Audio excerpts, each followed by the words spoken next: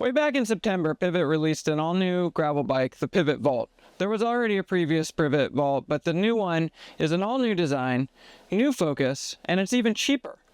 And now that it's November, I finally had a chance to take it for a ride. I'm going to tell you about that today, plus I have a little detour into sizing. Before all that though, let's talk about what's new. The frame has more BB drop than before, and a progressive geometry with short stems and no toe overlap. That stuff's pretty common these days. And there's also a great design for a hatch in the frame to carry stuff. Again, not super uncommon. The biggest thing to understand is that the Vault's all about choice. There's choices for both mechanical or electronic drivetrains, and you can go internal routing through the bearings or external, then into the head tube below the bearings. Totally up to you. You can also choose adventure or all-road. And if you prefer adventure, you can fit 50mm tires and stick to a 1x drivetrain. There's UDH and a suspension-corrected fork. You can also carry 4 bottles on a size small and 5 on a larger frame. On the other hand, if all-road is more your thing, there are fender mounts and provisions for a 2x group set. You can even go narrow chain line road cranks. Totally your choice again. Okay, that's as deep as I'm going to get into the details for now. If you want more, definitely check out the written review. But right now, I want to head towards ride review details. But before that, I do have to take a little detour into a sizing discussion. I probably would have skipped this particular soapbox, but Pivot chose to send me a special build after I complained, and I have to address that. Just to be clear, I didn't request the special build, but it's worth highlighting both the good and the bad of what it means. To start with, let's talk about the bad. On that front, the sizing of this bike is odd. I ride a 54. Every other brand that does t-shirt sizing, that's a medium. In Pivot world, that's a small. That small then comes with a 42cm bar that I'd call oversized. The explanation for that bar is that this is an adventure bike, and you want wider bars for adventure bikes. I don't actually buy that, but even if I did, the size extra small and extra small both come with a 40cm bar, and extra small through medium all get the same cranks. Drastically different sized people are getting the same sized parts. Pivot is saying this is a principled stance on sizing, and I just don't think it is. They optimize for size 52, 54, and 56, and everything else is what it is. Now, to be fair, that's similar to other companies. Let's just let that be what it is. Now, on the good side, the Pivot that I got, the Vault that I got, is actually perfect. I got a 100mm stem at a 40cm bar and a 172.5 crank on a size small, plus all the cables routed internally.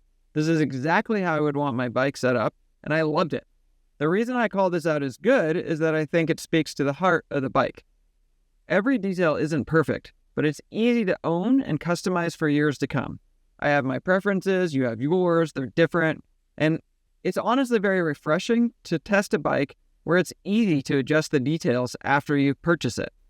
All right, thank you for bearing with me for my little soapbox. And now that that's out of the way, I want to get to the actual ride review, or at least, my impressions on a first ride. I'll be honest and say I didn't have high hopes here. Weird sizing and bland specs did not draw my interest. So when I finally took it out and loved it, I was genuinely shocked. I'm going to let my past self do some of the talking on this point, but I'll say there should have been one more check-in during the ride. The reason there wasn't was because I was having such a blast. I just didn't want to stop. Cruising through the city right now on this new Pivot, and it's such an interesting thing to review these bikes like this, the ones that are kind of in the middle. Like, there's no crazy technology that I can tell you about. It's just an enjoyable, comfortable bike. I'm still not to the gravel yet, but the more I ride this bike, the more I'm like, wow, Pivot understood the assignment. It's just this great all-around bike. It's really comfortable. It doesn't excel. It doesn't make me want to get down and get racy on it, but it's not uncomfortable to do so. It's not like a problem to do so. And it's also super stable. It's easy to set up. There's internal, external routing. There's a round seat post. There's all the things that makes a bike really easy to live with for a long time. And gotta say, even though it's not the usual kind of best this or best that I'm used to reviewing, I kind of love it. I just finished the climb, the first climb, up to the gravel, and I'm still loving this bike. I'm probably not going to check in a whole lot during this ride just because, like I said, this bike does what you want it to do. There's not a lot of fuss, and it just sort of works. But I was poised to not like this bike because it felt boring when I read the initial details on it.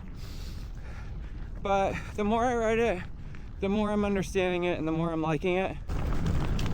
Actually, there is one more thing that I want to just say about this bike that I'm finding the more I ride with it.